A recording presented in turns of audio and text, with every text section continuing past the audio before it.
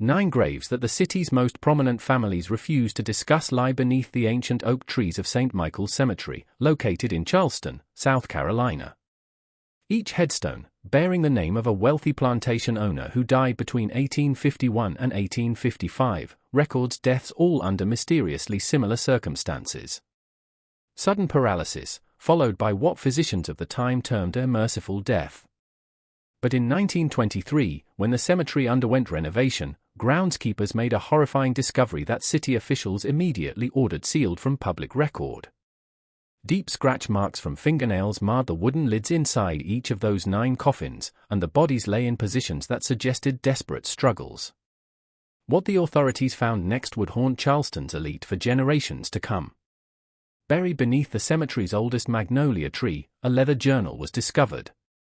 Written in the careful handwriting of a man named Solomon Fairfax, it detailed for years of calculated revenge that began with a family's screams and ended with 9 men buried alive. Before we continue with the story of Solomon Fairfax, and the dark secret that transformed a gentle healer into Charleston's most methodical killer, we need you to be part of our community of truth seekers. Hit that subscribe button and ring the notification bell so you never miss these buried stories from America's past. And tell us in the comments, from what state are you listening? We love hearing from our audience across the country. The journal's first entry, dated March 15, 1851, began with a single line that would explain everything. "Today, I watched my wife and children burn, and I did nothing to stop it." In the 1850s, Charleston stood as the crown jewel of Southern aristocracy. White Carland mansions lined the Cooper River, and fortunes built on rice and cotton created dynasties that believed themselves untouchable. The city's medical community, though small, commanded enormous respect among the wealthy elite. They could afford private physicians for their increasingly frequent ailments, mysterious fevers, sudden weakness, and strange paralytic conditions that seemed to plague Charleston's most prominent families with alarming regularity. Dr. Cornelius Hathaway had established his practice on Meeting Street in 1845, quickly earning a reputation among Charleston's upper class for his innovative treatments and an unusual understanding of exotic remedies. His success stemmed partly from his exceptional assistant, a slave named Solomon Fairfax, who possessed an almost supernatural knowledge of medicinal plants and chemical compounds. Solomon had been purchased specifically for Dr. Hathaway's practice after demonstrating remarkable skills in botanical medicine. These skills had been passed down through generations of his family, who had served as healers on various plantations throughout the Carolina Low Country. Solomon Fairfax was not the typical field slave that populated Charleston's plantations. Standing tall, with intelligent eyes that seemed to catalogue every detail of his surroundings, he had been educated alongside the children of his previous master, learning to read and write before such education was strictly forbidden.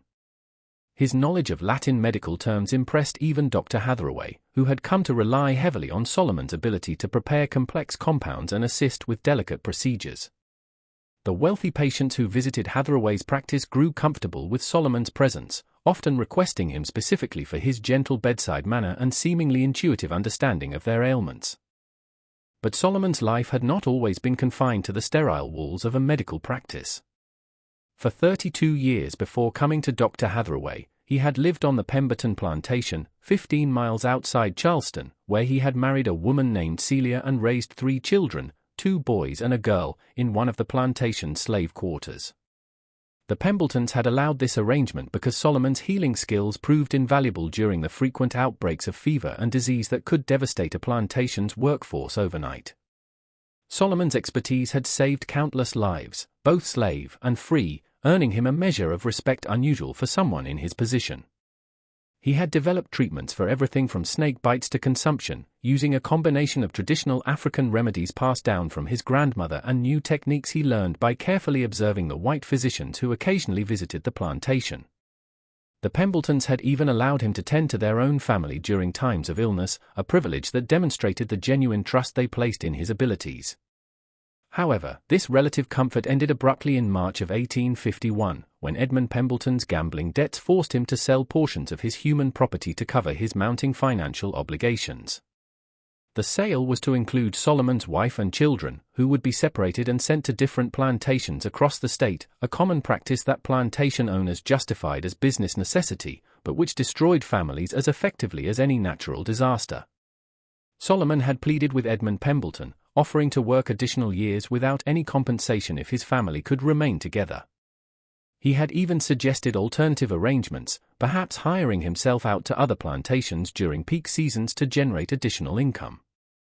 But Pembleton, facing creditors who demanded immediate payment, refused all negotiations. The sale was scheduled for March 14, 1851, at the Charleston slave market, and nothing would change that decision. The morning of March 14 dawned grey and humid, with storm clouds gathering over the Ashley River, as if nature itself sensed the tragedy about to unfold. Solomon had spent the previous night holding his family close in their small cabin, memorizing every detail of their faces, every sound of their breathing, knowing that sunrise would bring permanent separation. Celia, his wife of 15 years, had maintained her composure throughout the ordeal, focusing her energy on preparing their children for what lay ahead. 8-year-old Marcus, the eldest, had inherited Solomon's intelligence and curiosity about the world beyond the plantation. 6-year-old Samuel possessed his father's gentle nature and natural affinity for healing, often helping Solomon gather medicinal plants from the woods surrounding their quarters. Their daughter, 4-year-old Grace, clung to her mother with the instinctive understanding that something terrible was about to happen, though she could not comprehend the full scope of what awaited them. As the slave traders arrived to collect their human cargo, Solomon watched helplessly as his family was loaded into a wagon alongside 6 other families being torn apart by Edmund Pembleton's financial desperation. The children's tears mixed with their parents' desperate promises that they would find each other again, somehow, someday, promises everyone knew were lies designed to ease unbearable pain. But the true horror began during the journey to Charleston's slave market. Halfway to the city, one of the wagon wheels struck a deep rut in the rain-soaked road, causing the vehicle to tip precariously. In the confusion that followed, Celia fell from the wagon, striking her head against a sharp rock embedded in the roadside. Blood immediately began flowing from the wound, and Solomon, despite his shackled hands, tried desperately to reach her. The slave traders, concerned only with delivering their cargo in saleable condition, made a decision that would haunt Solomon for the rest of his life. Rather than seeking medical attention for Celia, they declared her a loss and ordered the wagon to continue without her. Solomon screamed and fought against his restraints as they left his wife bleeding and unconscious by the roadside. But the other slaves held him back, knowing that resistance would only result in punishment for everyone. The nightmare intensified at the Charleston slave market, where Solomon was forced to watch as his children were sold to separate buyers. Marcus was purchased by a rice planter from Georgetown, who specialized in using child labor for the dangerous work of tending irrigation systems in alligator-infested swamps. Samuel was bought by a cotton farmer from the upcountry, whose reputation for working slaves to death was well known throughout the region. Grace, too young for field work, was sold to a family in Savannah as a house servant, disappearing forever into the vast network of human bondage that connected southern cities. Through all of this, Solomon maintained an outward appearance of resignation, knowing that any display of emotion or resistance would make his situation even worse. Inside, however, something fundamental had broken. The man who had dedicated his life to healing, to preserving life and easing suffering, watched as everything he loved was destroyed by the casual cruelty of men who viewed human beings as property to be liquidated when convenient. Dr. Hathaway, unaware of the full scope of Solomon's tragedy, purchased him primarily for his medical skills, paying a premium price that reflected Solomon's reputation as an exceptional healer. The doctor had heard about Solomon's abilities from other physicians who had witnessed his work at the Pembleton plantation, and he desperately needed someone with advanced knowledge of medicinal compounds to help with his growing practice. As Solomon was led away from the slave market to begin his new life as Dr. Hathaway's assistant, he cast one final look back at the place where his family had been scattered to the winds. In that moment, something cold and calculating settled into his heart. A patience that would allow him to wait, to learn, and eventually to make those responsible pay a price that matched the enormity of their crimes. That evening, alone in the small room above Dr. Hathaway's practice that would serve as his new quarters, Solomon began writing in a leather journal he had managed to keep hidden throughout the ordeal. His first entry, written by candlelight in the careful script he had learned as a child, began with words that would define the next 4 years of his life. "Today I watched my wife and children burn, and I did nothing to stop it." but I'm still alive, and I remember every face, every name, every voice that laughed as my world ended. They think they have broken me, but they have only taught me patience. The months following Solomon's arrival at Dr. Hathaway's practice passed in a blur of routine medical procedures and careful observation. Solomon performed his duties with the same quiet competence he had always shown, mixing compounds, preparing treatment rooms, and assisting with patient care. But beneath this facade of acceptance, he was conducting an entirely different kind of study, learning the intimate details of Charleston's medical community and the wealthy families who comprised Dr. Hathaway's clientele. Dr. Hathaway, a widower in his 50s with no children of his own, had come to rely heavily on Solomon's expertise. The doctor suffered from arthritis that made precise work increasingly difficult, and Solomon's steady hands and encyclopedic knowledge of medicinal preparations had become indispensable to the practice. More importantly for Solomon's developing plans, Dr. Hathaway had begun allowing him to handle certain patient interactions independently, particularly when dealing with chronic conditions that required regular monitoring and treatment. Charleston's wealthy elite, accustomed to the finest medical care available, initially viewed Solomon with the typical mixture of casual indifference and condescending approval that characterized their interactions with skilled slaves. However, his obvious competence and respectful demeanor gradually earned him a level of trust that would prove crucial to his plans. Patients began requesting him specifically, praising his gentle touch and apparent intuitive understanding of their conditions. During this period, Solomon methodically researched the backgrounds of every wealthy family that visited the practice. He learned about their business dealings, their social connections, and, most importantly, their involvement in the slave trade that had destroyed his family. Through careful listening and discreet inquiries among other slaves who worked in Charleston's grand houses, he compiled detailed information about the men who had participated in or profited from the auction that scattered his children across the South. His investigation revealed that Edmund Pembleton had been merely one link in a much larger chain of exploitation. The Charleston slave market operated with the support and participation of the city's most respected citizens, men who served on church boards and charitable committees while simultaneously treating human beings as livestock to be bought and sold for profit. These were the men who attended elegant dinner parties to discuss literature and philosophy while their wealth was built on the suffering of families like Solomon's. Among Dr. Hathaway's regular patients, Solomon identified 9 men who had direct connections to his family's destruction. Some had been present at the auction, bidding on human cargo with the same detached interest they might show when purchasing horses or cattle. Others had provided financial backing for the slave trading operation, lending money to dealers who specialized in breaking up families to maximize profits. A few had purchased slaves from the same auction that had sold his children, contributing to the system that treated human beings as disposable commodities. As 1851 progressed into 1852, Solomon began experiencing what he privately called his education in advanced chemistry. Dr. Hathaway's medical library contained numerous texts on pharmaceutical compounds, including detailed descriptions of various substances that could produce paralysis, unconsciousness, or the appearance of death while leaving the victim's mind fully aware. These books, written for legitimate medical purposes, became Solomon's textbooks in a curriculum of revenge. The most significant discovery came in a treatise on South American plant toxins, which described a compound derived from a vine that grew in the Amazon basin but had been successfully cultivated in the greenhouse of a Charleston botanist who supplied exotic specimens to wealthy collectors. This particular toxin, when properly prepared, could induce a state of complete muscular paralysis while leaving the victim's consciousness and pain sensation entirely intact. The affected person would appear dead to casual observation but would remain fully aware of their surroundings for several hours before the toxin's effects proved fatal.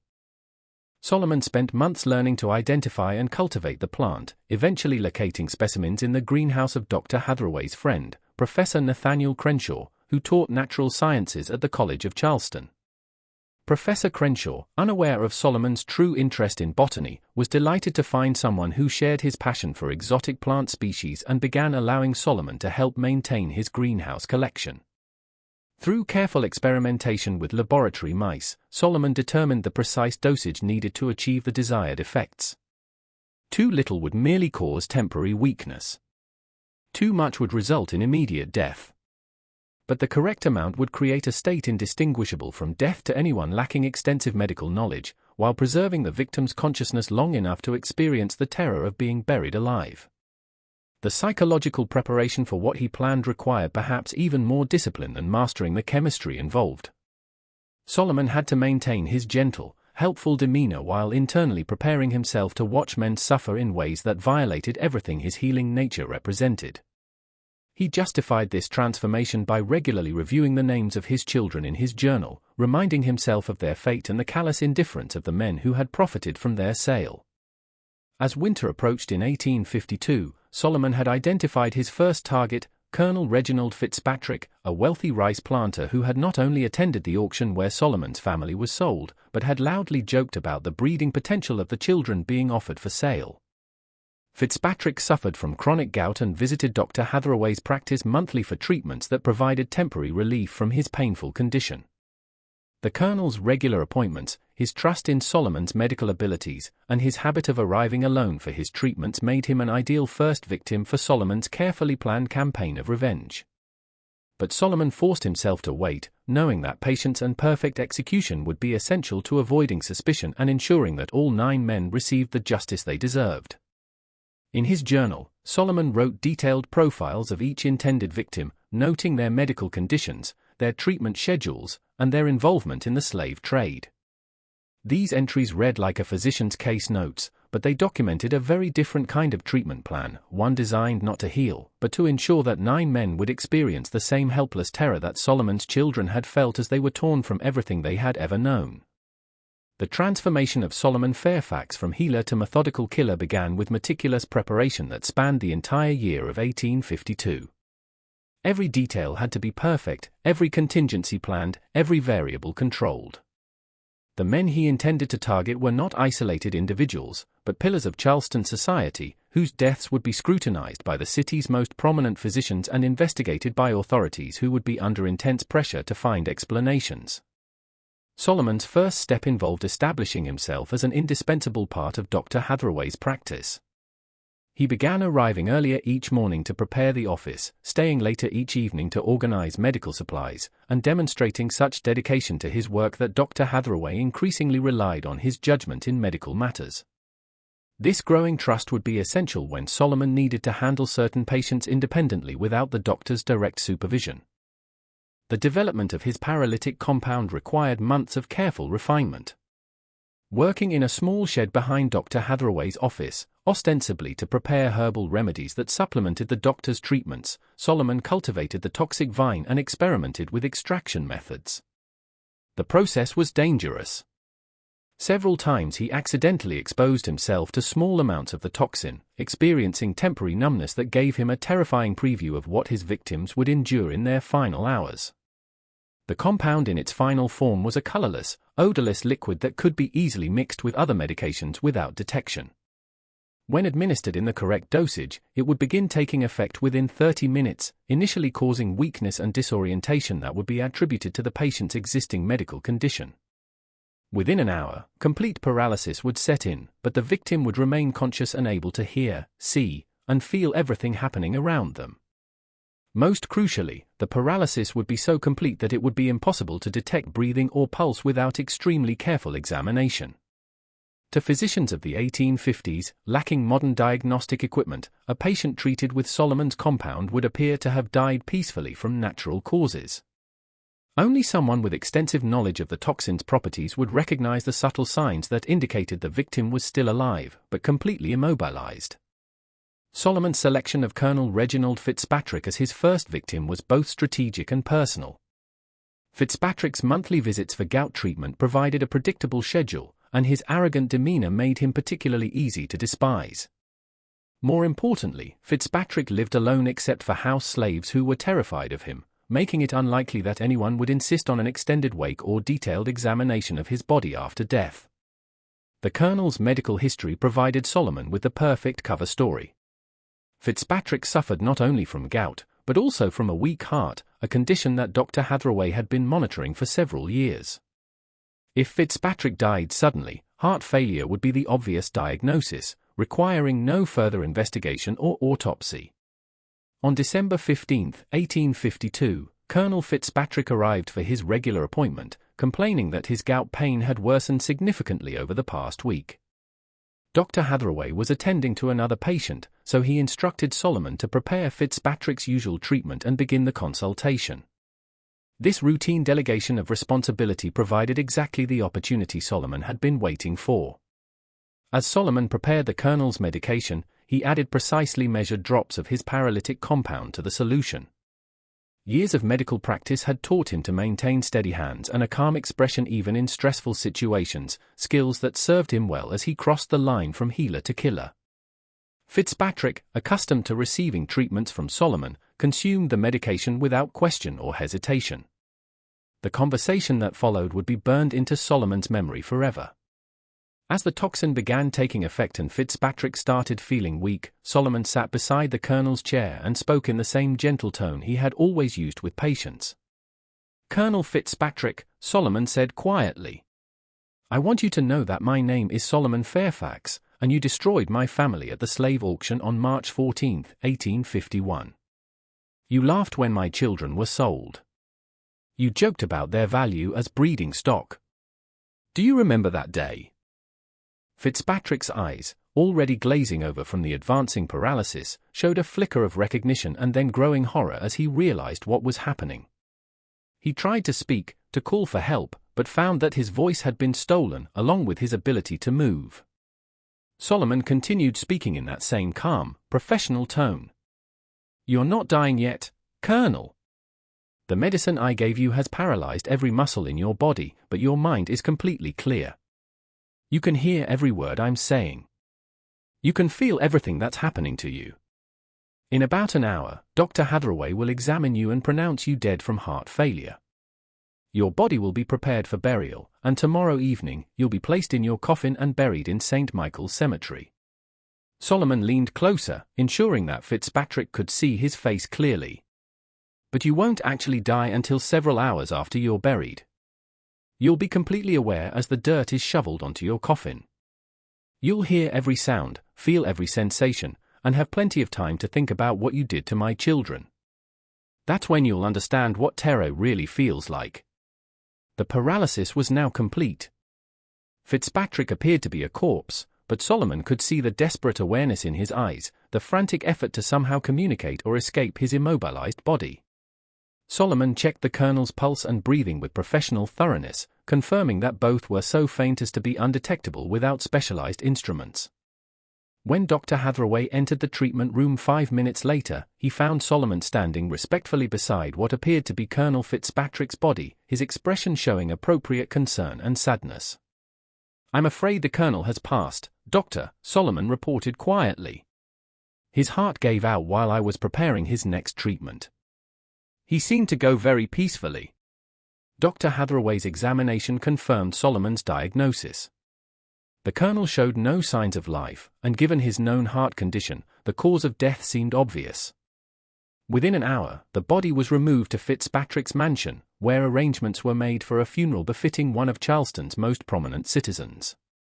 Solomon attended the funeral, standing respectfully in the section designated for slaves, while Colonel Fitzpatrick's coffin was lowered into the ground. As the first shovelfuls of dirt struck the wooden lid, Solomon wondered if Fitzpatrick was still conscious, still aware of what was happening to him. The thought brought him no satisfaction, only a cold sense of justice finally being served.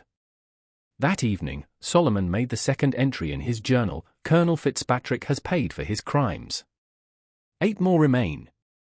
Justice is patient, but it is also certain." The months following Colonel Fitzpatrick's burial passed with agonizing slowness, as Solomon waited to see if his method had aroused any suspicion. Charleston social circles buzzed with the expected condolences and remembrances of the colonel's contributions to the community, but no questions were raised about the circumstances of his death. Dr. Hathaway mentioned the case to other physicians as an example of how quickly heart failure could claim even seemingly healthy individuals, and Solomon's reputation as a skilled and caring medical assistant remained untarnished. This successful execution of his first revenge gave Solomon confidence to proceed with the second phase of his plan. But it also forced him to confront the psychological toll of what he was doing. Despite years of careful preparation and absolute certainty about the justice of his cause, actually watching a man die in terror had affected him more deeply than expected. He found himself unable to sleep for weeks afterward, not from guilt, but from the vivid imagination of what Fitzpatrick had experienced in those final hours buried alive. The selection of his second victim required careful consideration of timing and method. Solomon needed to avoid establishing any pattern that might eventually attract attention, which meant varying both the intervals between deaths and the apparent causes.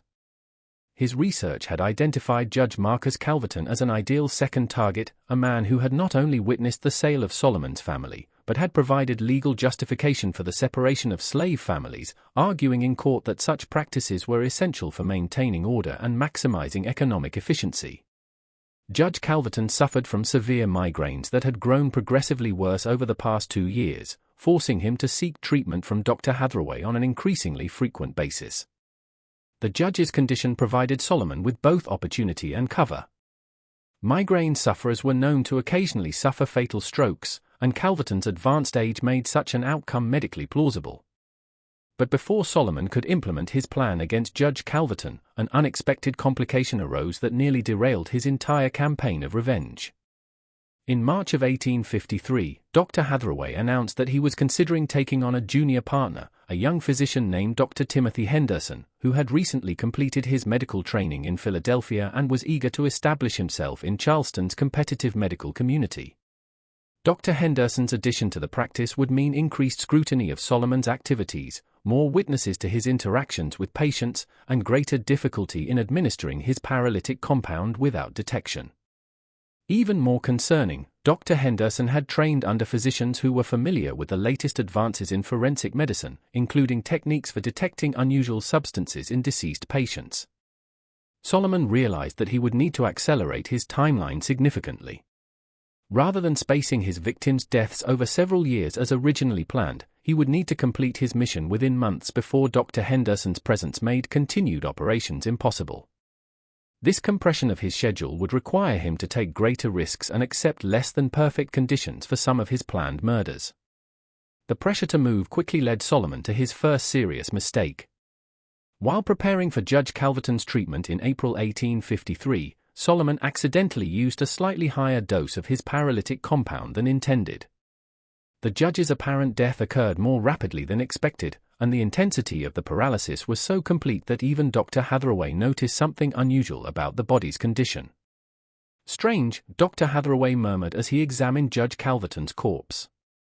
"The muscle rigidity seems more pronounced than typical for stroke victims. And look at his eyes.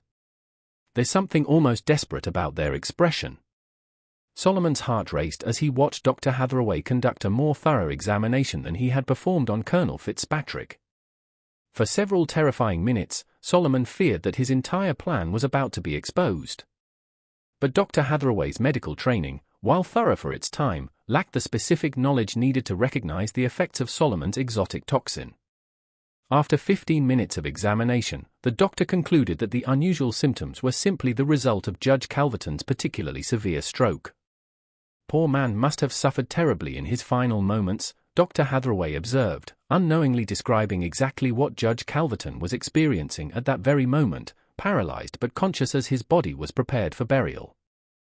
Judge Calverton's funeral was attended by even more prominent citizens than Colonel Fitzpatrick's, as befitted a man who had served Charleston's legal community for over 30 years. Solomon watched from the slave section as the judge's coffin was lowered into St. Michael's Cemetery, just 3 rows away from where Colonel Fitzpatrick lay buried. As the funeral concluded, Solomon noticed something that sent a chill through his blood. A young man standing near the back of the crowd, taking careful notes in a small leather book.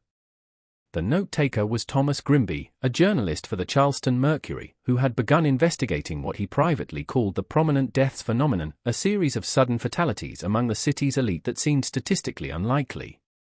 Grimby had noticed that over the past 6 months, Charleston had lost several wealthy citizens to unexpected medical emergencies, all under circumstances that were medically explainable, but collectively suspicious.